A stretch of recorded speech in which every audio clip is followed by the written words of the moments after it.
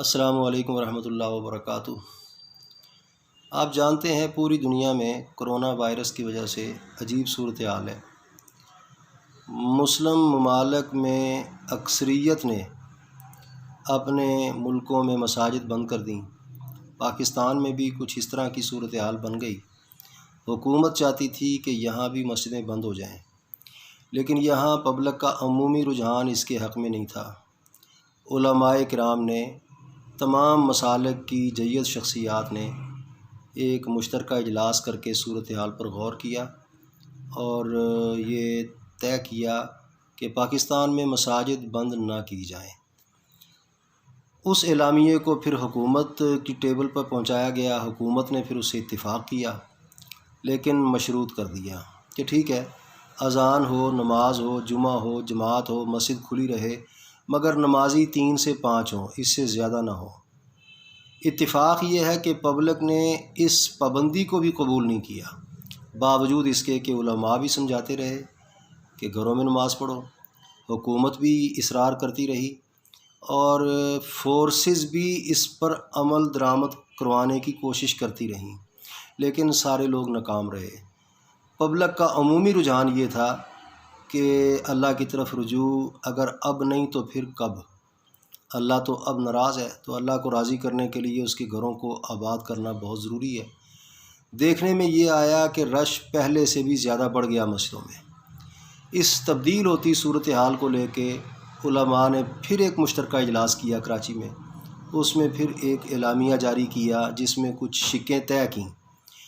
الحمدللہ تمام مسالک کے اتحاد و اتفاق کی برکت سے حضرت مولانا محمد تقی عثمانی صاحب اور حضرت مولانا مفتی منیب الرحمن صاحب کی زیر قیادت ان تمام تجاویز کو لے کر آج اسلام آباد میں پاکستان کے صدر جناب عارف علوی صاحب کی زیر صدارت اجلاس ہوا مشترکہ۔ اس اجلاس میں ان تجاویز کو نہ صرف منظور کیا گیا بلکہ ان تجاویز پر عمل درآمد کے لیے اتفاق بھی کر لیا گیا۔ اب اس وقت کوئی کنفیوژن باقی نہیں رہی۔ تقریباً 20 نکات پر مشتمل وہ ایک اعلامیہ ہے جس کو علماء نے اور حکومت نے بالاتفاق منظور کر لیا ہے۔ اس کے مطابق مسجدوں میں اب کوئی نمازیوں کی قید نہیں ہوگی، نہ 3 نہ 5 نہ 10 نہ 15، جتنے لوگ آنا چاہیں آ جائیں۔ نماز بھی ہوگی، جماعت بھی ہوگی، جمعہ بھی ہوگا اور رمضان المبارک میں عبادات بھی ہوں گی، تراویح بھی ہوں گی، اعتکاف بھی ہوگا، سب کچھ ہوگا۔ الحمدللہ میں سمجھتا ہوں کہ یہ اللہ کا بڑا احسان ہے اور علماء کرام کے اتحاد و اتفاق کی برکت ہے، اور پبلک کا یہ ایک درینہ خواہش جو تھی وہ اللہ کے فضل سے پوری ہوئی۔ اور اس کے ساتھ ساتھ میں یہ بھی سمجھتا ہوں کہ یہ ذمہ داری آن پڑی ہے علماء کے کندھوں پہ، ائمہ مساجد اور خطباء کے کندھوں پہ، کیونکہ وہ جو 20 نکات ہیں وہ تمام کے تمام نکات احتیاطی تدابیر کے ساتھ منسلک ہیں، ان کا تعلق احتیاطی تدابیر سے ہے۔ ان تدابیر کو اختیار کر کے ہی مساجد کو آباد کیا جا سکتا ہے اور مساجد میں عبادات کو اختیار کیا جا سکتا ہے۔ اگر کہیں ان تدابیر کو نظر انداز کر کے کسی مسجد کے اندر نمازی آتے ہیں تو پھر فیصلہ چینج بھی ہو سکتا ہے۔ تو اب یہ ذمہ داری ائمہ مساجد پر، خطباء پر، علماء پر آن پڑی ہے، اور اس کے ساتھ ساتھ نمازیوں پر بھی اور اہل محلہ پر بھی کہ وہ ان 20 نکات پر مشتمل احتیاطی تدابیر کو اختیار کریں۔ اب میں بھی اس کا پابند ہوں، آپ بھی اس کے پابند ہیں، عمل کرنے کے بھی اور عمل کروانے کے بھی۔ ہمیں یہ جو فیسیلٹی ملی ہے، ہمیں یہ جو آسانی ملی ہے، یہ صرف اس لیے کہ ہم مساجد کو آباد کر سکیں اور اللہ کی طرف رجوع کر سکیں اور اللہ تعالیٰ کو منا سکیں۔ اس لیے نہیں کہ ہم بے احتیاطیاں کر کے اور ان نکات کو پامال کر کے ہم وبا کے پھیلاؤ کا باعث بن جائیں، خدا نخواستہ۔ یہ بہت ذمہ داری آن پڑی ہے ہم سب پہ۔ اب اس ذمہ داری کو ہم سب نے نبھانا ہے۔ تو میری درخواست ہے تمام اسلامیان پاکستان سے کہ وہ اب ہر مسجد کے اندر اس کا اہتمام کریں۔ اور وہ جو نکات ہیں وہ پرنٹ ہو چکے ہیں، نیٹ پہ آ چکے ہیں، ان کو پڑھیں اور ایک ایک پوائنٹ پر عمل درآمد ضروری سمجھیں اور پھر مسجد کو آباد کریں۔ اور اگر ان پر عمل درآمد نہ ہوا تو خطرہ بھی پیدا ہو سکتا ہے، اندیشہ بڑھ جائے گا، اور اس پر پھر گورنمنٹ کے پاس آپشن بھی ہے کہ اگر کسی مسجد میں ان تدابیر پر عمل نہ ہوتا نظر آیا تو اس مسجد کے لیے علیحدہ سے کوئی کارروائی کرنی پڑے گی۔ تو اہل محلہ کو، نمازیوں کو اور ائمہ مساجد اور خطباء کو مل کر ان پر عمل درآمد یقینی بنانا ہوگا۔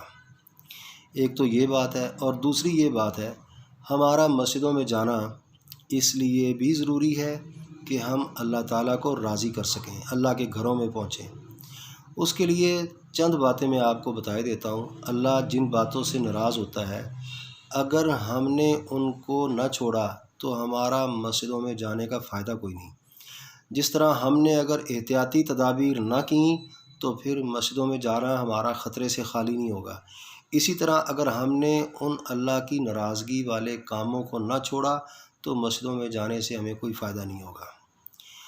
وہ کتنے کام ہیں، کون سے کام ہیں، میں بتا دیتا ہوں۔ پہلا کام تو یہ ہے کہ ہمیں اللہ تعالیٰ اور رسول اللہ صلی اللہ علیہ وسلم کی تعلیمات پر آنا ہوگا اور ان کی اطاعت کی طرف مائل ہونا ہوگا، اور ہمیں شرک سے توبہ کرنی ہوگی۔ جس طرح ہم حج پہ جاتے ہیں تو کہتے ہیں نا، لبیک اللہم لبیک لا شریک لک لبیک، ہم تیرا شریک نہیں چاہتے، ہم تیرے ساتھ شرک کے قائل نہیں ہیں۔ اسی طرح پہلے تو اپنا عقیدہ ٹھیک کرنا ہوگا، ہمارے عقیدے میں شرک نہ رہے، کفر نہ رہے، کیونکہ شرک اور کفر بہت بڑا فتنہ ہے، اور اس فتنے کو دور کرنے اور لوگوں کو اس فتنے سے نکالنے کے لیے اللہ تعالیٰ حضرات انبیاء کرام کو بھیجا کرتے تھے۔ پہلی بات تو یہ ہے۔ دوسری بات یہ ہے کہ اللہ تعالیٰ ناراض ہوتے ہیں انسان پر جب ظلم کرتا ہے، اس کی جان سے کھیلتا ہے، اس کے مال سے کھیلتا ہے، اس کی عزت سے کھیلتا ہے، اور اس کی حق تلفی کرتا ہے، اور اس کو اذیت پہنچاتا ہے، اور اس کو تکلیف دیتا ہے، تو اللہ بہت ناراض ہوتے ہیں۔ تو ہمیں چاہیے کہ ہم اس سبب کو ترک کر دیں، یہ بہت بڑا سبب ہے اللہ کو ناراض کرنے کا۔ تیسرے نمبر پہ آ جاتا ہے فحاشی، عریانی اور بدکاری۔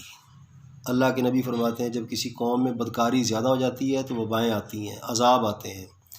تو ہمیں بدکاری سے توبہ کر لینی چاہیے، عریانی اور فحاشی کو ترک کر دینا چاہیے، اور بدکاری کی طرف مائل کرنے والے تمام اسباب سے لا تعلق ہو جانا چاہیے، اور تمام ایسی چیزیں جو ہمیں بدکاری کی طرف ابھارتی ہوں، عورتوں کو مردوں کی طرف، مردوں کو عورتوں کی طرف مائل کرتی ہوں، ان تمام اسباب سے ہمیں کنارہ کشی اختیار کر لینی چاہیے۔